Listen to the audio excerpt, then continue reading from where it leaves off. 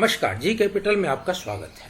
अभी तक 26 एपिसोडों में हमने FST 001 के 1 से 17 इकाइयों का विस्तार से अध्ययन किया।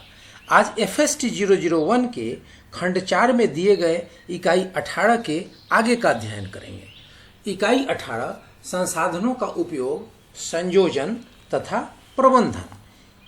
18.1 इकाई 17 में आपने प्राकृतिक संसाधनों की विभिन्न किस्मों और उनके खोजने के तरीकों के बारे में पढ़ा। इस इकाई में आप पढ़ेंगे कि जल, मृदा, वन और खनिज आदि जैसे सीमित और गैर नवीकरणीय संसाधनों का किस प्रकार अच्छी तरह से उपयोग किया जाता है। आप संसाधन उपयोग के संयोजन और प्रबंध के बारे में भी संक्षेप में पढ़ेंगे।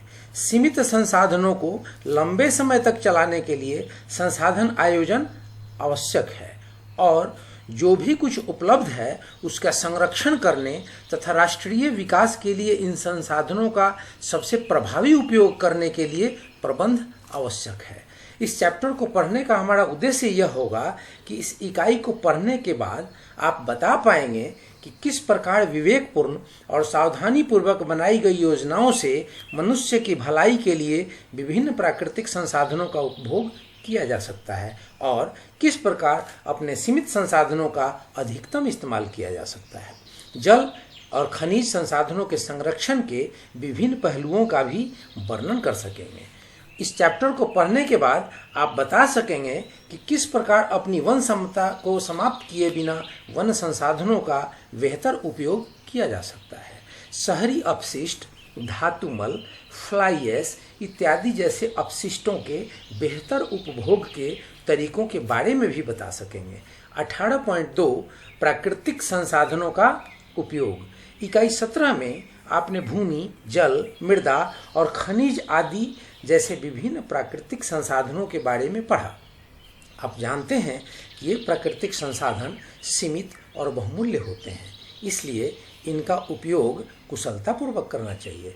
अब हम यह बताएंगे किस प्रकार हमारे देश में विभिन्न संसाधनों का उपयोग हो रहा है। भूमि सबसे बहुमूल्य संसाधन है।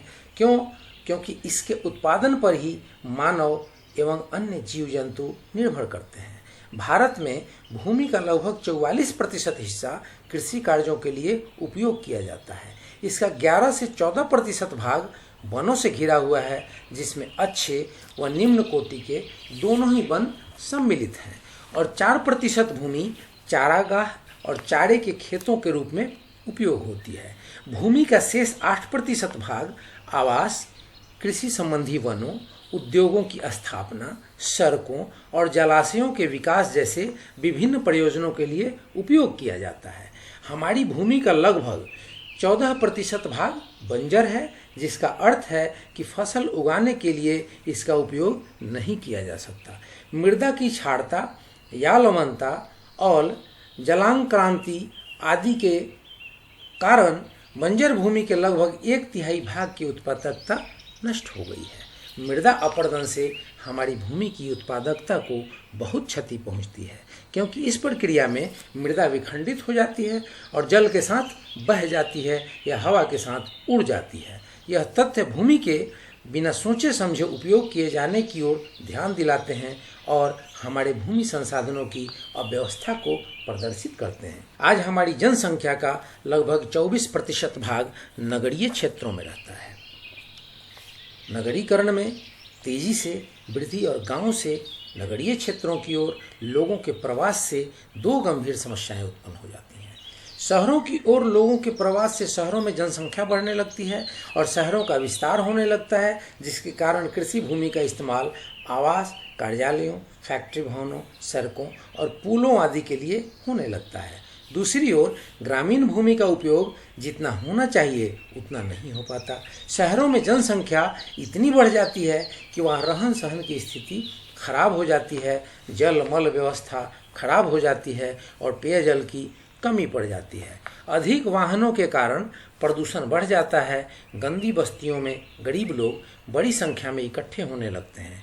प्रवास केवल तब ही रोका जा सकता है जब गांव की जीवन स्थिति में सुधार हो और जब यातायात और संचार, स्वास्थ्य की देखभाल, शिक्षा और मल जल निपटान की अच्छी व्यवस्था तथा स्वच्छ पेयजल जैसी अन्य मौलिक सुविधाएं गांव में दी जाएं।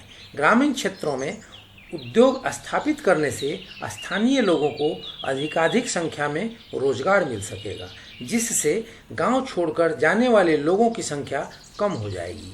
जल, खेतों की सिंचाई के लिए या पीने के लिए पानी नदियां, झरनों और कुओं से प्राप्त होता है। कुओं से भूमिगत जल प्राप्त होता है।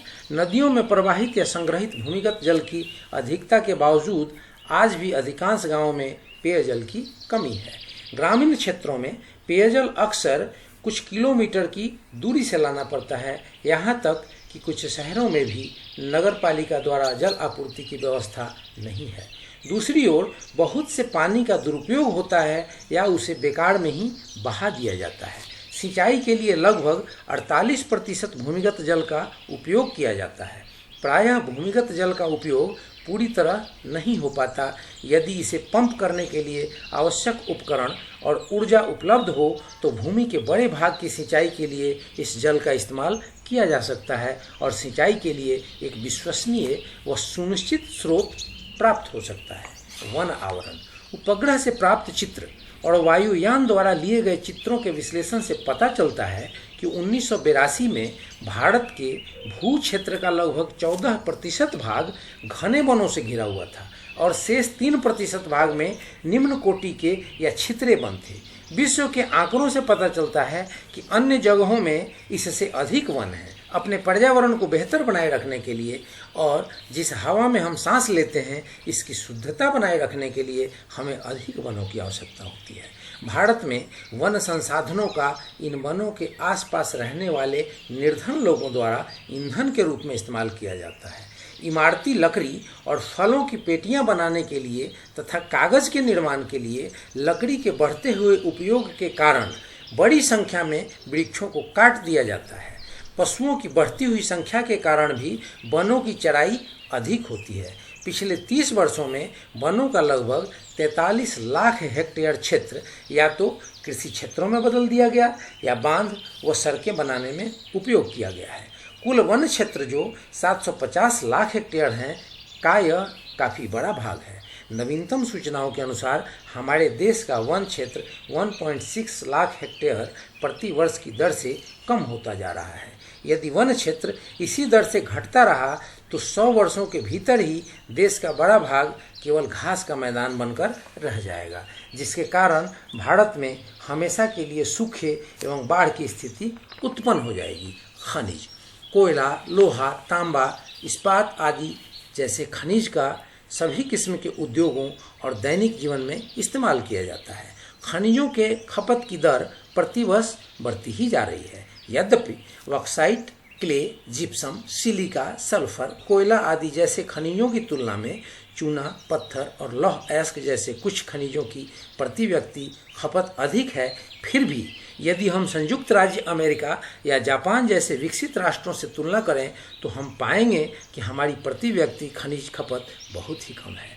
हमारे देश में उत्पादित खनिजों का बड़ा भाग कच्ची सामग्री के रूप में विदेशी मुद्रा कमाने के लिए अन्य देशों को निर्यात कर दिया जाता है। फिर भी यूरेनियम, हीरे, कुछ किस्म के इस्पात, तांबे, अलौह मिश्र धातु और कच्चे तेल इत्यादि का किसी न किसी रूप में आयात किया जाता है। संसाधनों के उपयोग में एक महत्वपूर्ण समस्या है कि अपशिष्टों या व्यर्थ पदार्थों का निपटान किस प्रकार किया जाए ताकि इन अपशिष्टों का संसाधनों के रूप में उपयोग किया जा सके। अब हम अपशिष्ट पदार्थों के पुनः चक्रण पर विचार करेंगे। 18.3 प्रयुक्त संसाधनों और अपशिष्टों का पुनः चक्रण। कुछ पदार्थ एक बार इस्तेमाल किए जाने के पश्चात बेकार नहीं होते, इनको एकत्रित कर पुनः इस्तेमाल किया जा सकता है। संसाधनों के अपशिष्टों को फिर से उपयोग करने योग्य बनाने की प्रक्रिया को ही पुनः चक्रण कहते हैं। खुरचन और प्रयुक्त धातुएं। कारखानों और फैक्ट्रियों में धातुओं की खुरचन बड़ी मात्रा में उत्पन्न होती है। पुराने और उपयोग न किए जा सकने वाले वाहनों, मशीनों, वायुयानों, जलयानों और इमारतों आदि की पुरानी प्रयुक्त धातुओं को लाभप्रद प्रयोजनों के लिए फिर से पिघलाकर पुनः चक्रण किया जा सकता है। उदाहरण के लिए पुराने इस्तेमाल किए गए एल्यूमिनियम के बर्तन को फिर से पिघलाकर नए बर्तन के आकार में ढाला जा सकता है। तांबा, जस्ता, सीसा, प्लेटिनम आदि जैसी अपर्याप्त धातुओं की बढ़ती हुई मांग को पूरा करने के लिए उपयुक्त सामग्री का पुनः चक्रण किया जा सकता है। अपशिष्ट जल। घरेलू और नगरीय अपशिष्ट जल में कार्बनिक पोषकों की मात्रा अधिक होती है। यदि इस तरह के जल को हानिकारक जीवाणुओं और विषाक्त तत्वों से मुक्त किया जा सके तो इसका प्रयोग खेतों, उद्यानों और अन्य पेड़ पौधों की सिंचाई के लिए किया जा सकता है। हानिकारक जीवाणुओं और विषाक्त तत्वों को दूर करने के लिए अपशिष्ट जल या मलजल को एक टैंक या कुंड में कई दिनों तक संसाधित किया जाता है। ऐसे करने से भारी कण अपने आप नीचे बैठ जाते हैं, जबकि सूक्ष्म कणों को बैठाने के लिए इसमें फिटकिरी और कास्टिक सोडा मिलाया जाता है। अब साफ पानी को रेत या मिट्टी के निस्यंदकों से गुजारा जाता है और अंत में इसमें से हवा प्रविष्ट कराई जाती है। इस उपचार से इसमें से केवल कार्बन डाइऑक्साइड और हाइड्रोजन सल्फाइड ही दूर नहीं होती, जो कि सामान्यतः अपशिष्ट जल में घुली हुई होती है, बल्कि निस्यंदित जल में ऑक्सीजन भी मिल जाती है। इससे जल का काफ़ी हद तक शुद्धिकरण हो जाता है। क्लोरीन की उपयुक्त मात्रा से जल के उपचार की प्रक्रिया को क्लोरीनीकरण भी कहा जाता है। क्लोरीनीकरण से सभी हानिकारक जीवन मर जाते हैं और इस जल का फिर से उपयोग किया जा सकता है। शैवाल या जल हायासिंथ जैसे पौधों जो नदियों, झीलों आदि पर तैरते रहते हैं की वृद्धि दो तरह से लाभदायक सिद्ध हो सकती है। ये फास्फेट और नाइट्रेट जैसे प्रदूषकों जो इन पौधों के लिए पोषक तत्वों का कार्य करते हैं से जल की सफाई करते हैं। इन पौधों का बायोगैस बनाने के लिए भी उपयोग किया जा सकता है, जिसके बारे में आप इकाई 17 में पहले ही पढ़ चुके हैं। ठोस अपशिष्ट। कुछ मामलों में ठोस अपशिष्ट भी संसाधन के रूप में इस्तेमाल हो सकते हैं। जापान में योकोहामा की एक फैक्ट्री इसका एक अच्छा उदाहरण है, जिसमें रद्दी पेपर को टॉयलेट पेपर में बदला जाता है। हमारे देश में पटना शहर की मुख्य सड़कें बायोगैस द्वारा प्रकाशमान की जाती हैं। यह बायोगैस वहाँ की निवासियों के मल द्वारा बनाई जाती हैं। दिल्ली में मलजल उपचार संयंत्र से खाना पकाने वाली गैस, कुकिंग गैस का उत्पादन किया जाता है। विभिन्न अपशिष्टों जैसे जानवरों का गोबर, मानव जलमूत्र, कूड़ा कचरा और शैवाल व जल हायासिंथ जैसे जलीय खरपतवारों के किण्वन से बायोगैस बनती है, जिसका विभिन्न कार्यों के लिए इस्तेमाल किया जा सकता है। किण्वन 28 डिग्री सेंटीग्रेड से 40 डिग्री सेंटीग्रेड तापमान के बीच होता है और मुख्यतः मीथेन और कार्बन डाइऑक्साइड के साथ साथ हाइड्रोजन सल्फाइड और नाइट्रोजन की भी थोड़ी मात्रा बनती है। जब किसी धातु का उसके अयस्क से निष्कर्षण किया जाता है तो एक उप उत्पाद बाई प्रोडक्ट धातुमल बचता है, जिसको पाउडर के रूप में चूरा बनाकर सीमेंट में मिलाया जाता है और निर्माण कार्य में इस्तेमाल किया जाता है। फ्लाई ऐश भी एक अन्य पदार्थ है जिसका सीमेंटिंग सामग्री के रूप में उपयोग किया जाता है। उपरोक्त से यह स्पष्ट है कि ठोस अपशिष्ट हमारे उद्योगों के लिए, कच्चा माल देने के लिए, ऊर्जा उत्पादन के लिए और खाद्य के उत्पादन के लिए बहुत लाभप्रद संसाधन के रूप में काम आ सकते हैं। 18.4 संयोजन और प्रबंध।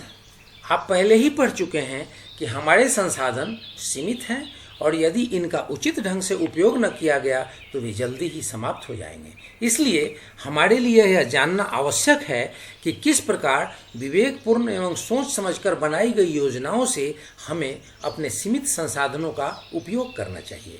18.4.1 भूमि उपयोग, संयोजन और प्रबंध। लोग अपने चारों ओर भूमि ही भूमि देखते हैं और यह समझते हैं कि यह प्रचुरता में उपलब्ध है। वे इस बात की परवाह नहीं करते कि इसका उपयोग किस प्रकार से किया जा रहा है, जब तक कि यह उनकी स्वयं की संपत्ति न हो। जनता और सरकारी संस्थाओं के इस ओर ध्यान न दिए जाने के कारण मृदा संसाधनों का व्यापक अपरदन, मृदा शिथिलन और कई अन्य नुकसान हो रहे हैं। भूमि एक नष्ट होने वाला संसाधन है जो जलवायु में परिवर्तनों और वर्षा, धूप, वनस्पति अपरदन, भूस्खलन जैसी प्राकृतिक प्रक्रियाओं के प्रति बहुत ही संवेदनशील है। भूमि का उपयोग इसकी उपयुक्तता और सामर्थ्य के अनुसार किया जाना चाहिए। जैसा कि आप पहले पढ़ चुके हैं कि भूमि की उपयुक्तता और सामर्थ्य का निर्धारण इसकी भार वहन की क्षमता और उर्वरता के रूप में किया जाता है। बढ़ती हुई जनसंख्या के खाद्य सामग्री की आवश्यकता को पूरा करने के लिए अधिक भूमि में खेती करनी होगी, और क्योंकि भूमि सीमित है इसलिए उपजाऊ भूमि का सड़कों और भवनों के निर्माण जैसे गैर कृषि कार्यों के लिए कम से कम प्रयोग करना चाहिए। उद्योगों के विकास, बांधों और जलाशयों आदि के लिए स्थान का चुनाव करते समय अत्यंत सावधानी बरतनी चाहिए, ताकि उस क्षेत्र में रहने वाले लोगों के पर्यावरण और सामाजिक आर्थिक स्थिति में कोई नुकसानदेह बदलाव न आ जाए। नगरीय केंद्रों के विकास के लिए स्थान का निर्धारण करते समय आवास, जल आपूर्ति व्यवस्था, अपशिष्ट और कूड़े कचरे के निपटान आदि आवश्यकताओं का ध्यान रखना चाहिए। जहाँ तक संभव हो पर्वतीय क्षेत्रों में गहरे वन होने आवश्यक हैं, क्योंकि वन ईंधन, चारे और इमारत लकड़ी के लिए संसाधन का कार्य करते हैं और जंतु पालन के लिए स्थान प्रदान करते हैं। इसके अतिरिक्त वन भूमिगत जल बढ़ाने में सहायक होते हैं, क्योंकि वे पृथ्वी की सतह पर जल के स्वतंत्र प्रवाह में बाधा उत्पन्न करते हैं, जिससे जमीन में जल का अवशोषण बढ़ जाता है। इस प्रक्रिया में मृदा अपरदन कम हो जाता है और साथ ही बाढ़ आने की संभावना भी कम हो जाती है। वनों से पारिस्थितिक तंत्र में अर्थात जंतुओं, पौधों, वायु और जल आदि के बीच संतुलन बनाए रखने में सहायता मिलती है। भूमि प्रबंध के आवश्यक घटक। भूमि प्रबंध के 5 आवश्यक घटक हैं। पहला, मृदा उत्पादकता व ग्रामीण व नगरीय क्षेत्रों में मानव की विभिन्न कार्यकलापों की वहन योग्यता प्रदर्शित करने वाली भूमि क्षमता का मानचित्र बनाना। इस प्रकार के मानचित्र वायुयानों से प्राप्त फोटो और उपग्रह प्रतिबिंबों की सहायता से तैयार किए जाते हैं। इन मानचित्रों से हमें चट्टानों और मृदा के गुणों और भूमिगत जलाशयों के सामर्थ्य के बारे में भी पता चलता है। दूसरा बिंदु है मृदा की किस्म, भूपटल के भौतिक लक्षणों, जल संसाधनों के निवेश, वितरण और उपयोग, पृथ्वी की सतह पर प्रवाह एवं भंडारण, उदाहरण के लिए कुंडों और भूमिगत जल जैसे भूमि के विभिन्न पहलुओं का विस्तृत अध्ययन करना। ऐसी सूचनाओं के आधार पर भूमि उपयोग के लिए एक कार्यक्रम बनाया जा सकता है। तीसरी बिंदु है भूमि उपयोग से होने वाले परिवर्तनों को मॉनिटर करना। यह सुदूर संवेदन द्वारा किया जा सकता है। 4, किसी क्षेत्र विशेष में आने वाले संकट की तीव्रता की जांच करना एवं अनुमान लगाना।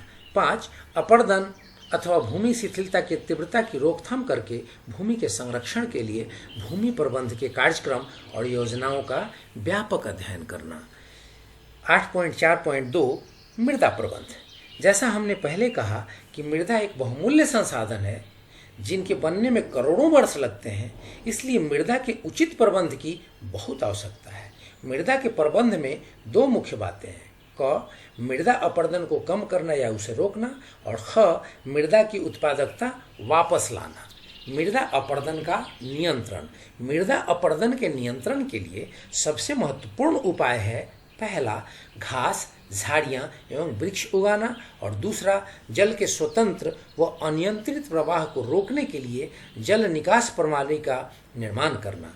जल प्रवाह के कारण पहले तंग नालियाँ बनती हैं, तो धीरे धीरे गहरी तंग घाटियाँ बन जाती हैं और बाद में खड़ भूमि का रूप धारण कर लेती हैं। प्रसिद्ध चंबल खड़ भूमि गंभीर मृदा अपरदन के कारण ही बनी है और यह प्रक्रिया अभी तक चल रही है। बहुत से निरोधक बांध बनाकर इस पर नियंत्रण किया जा सकता है। ये बांध जल के प्रवाह और तंग घाटियों को चौड़ा होने से रोकते हैं। महाराष्ट्र, केरल, आंध्र प्रदेश और उड़ीसा के तटों पर पत्थर की चौड़ी दीवार का निर्माण करना समुद्री तरंगों और धाराओं द्वारा अपरदन का नियंत्रण रखने में बहुत प्रभाव सिद्ध हुआ है। रेगिस्तानों और रेतीले तटों में वायु के तेज झोंकों से रेत का उड़ना वायु के मार्गों में वृक्षों और झाड़ियों को उगाकर रोका जा सकता है।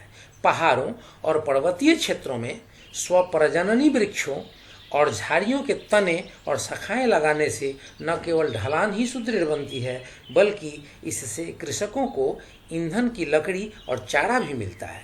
फसलों की क्यारियों के साथ साथ घास, झाड़ियों, वृक्षों, मक्का, ईंख, कपास, तंबाकू आदि जैसे अपरदन प्रतिरोधी वनस्पतियों की एकांतर पट्टियों के लगाने से तथा पर्वतीय और पहाड़ी क्षेत्रों की ढलानों पर सीढ़ीदार खेती बनाने से खेतों की मृदा स्थिर हो जाती है। अपरदन और पहाड़ों पर भूस्खलन जैसे बृहद संचलन पर नियंत्रण पाने के लिए जल निकास खाइयां बनाई जाती हैं। इन खाइयों को ईंटों या पत्थरों के टुकड़ों से भर दिया जाता है ताकि जल उनसे होता हुआ निकल जाए।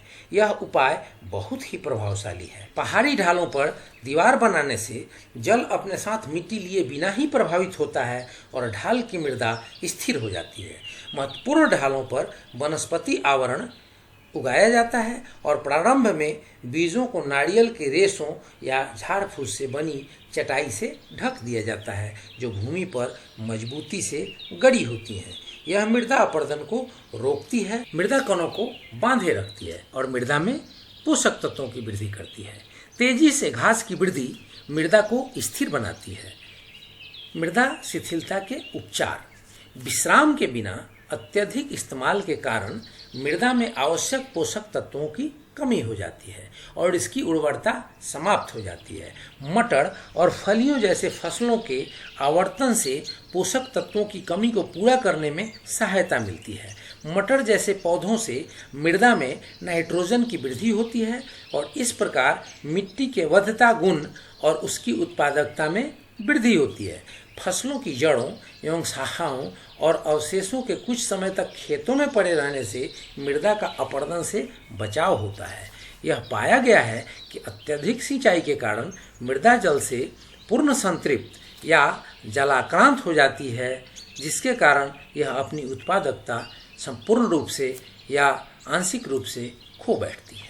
कुछ क्षेत्रों में अति सिंचाई के कारण मृदा की लवणता या क्षारता में वृद्धि हो जाती है और वह शिथिल बन जाती है और इस प्रकार की मृदा शिथिलता पर नियंत्रण रखने के लिए सबसे पहले नहरों, जलाशयों, कुंडों और तालाबों से जलस्राव के सभी स्थानों को बंद करना होगा और जल की केवल आवश्यक मात्रा ही उपयोग करना होगा। मृदा की लवणता और क्षारता वानस्पतिक खादों और उर्वरकों के अतिरिक्त जिप्सम चॉक जैसे एक पदार्थ है जिसके प्लास्टर ऑफ पेरिस बनाया जाता है, फास्फोसिस जिप्सम, फास्फोट जैसे जिप्सम और पायराइट, कॉपर, आयरन आदि के सल्फाइड जैसे कुछ रसायनों के उपयोग से कम की जा सकती है। जौ, बाजरा, सोया, कपास, पालक और खजूर के पेड़ जैसे लवण प्रतिरोधी पौधों के लगाने से भी मृदा की लवणता की समस्या को हल किया जा सकता है। तो दोस्तों, ये रही आपकी 18.4.2 तक की पूरी पढ़ाई। अब इसके बाद का जो अध्ययन करेंगे 18.4.3 वन संसाधनों का प्रबंध, तो वो अगले एपिसोड 28 में करेंगे। अब आज वीडियो को यहीं देते हैं विराम। दोस्तों, वीडियो को ध्यान से सुने और जो बोध प्रश्न दिए गए हैं उन बोध प्रश्नों को तैयार करें। बोध प्रश्नों को तैयार करने में इस लेक्चर का हेल्प लें और जब 2 बार 3 बार आप बोध प्रश्नों को पढ़ेंगे, बनाएंगे, लेक्चर को सुनेंगे, तो इस प्रकार आप एग्ज़ाम के लिए पूर्ण रूप से मानसिक रूप से तैयार हो जाएंगे और 100% में 100% लाने की क्षमता आप में आ जाएगी। तो ये वीडियो आप लोगों में लाइक करें, शेयर करें, सब्सक्राइब करें और बेल आइकन बटन दबाना न भूलें ताकि ये वीडियो सबसे पहले आप तक पहुँचे। जय हिंद, जय भारत।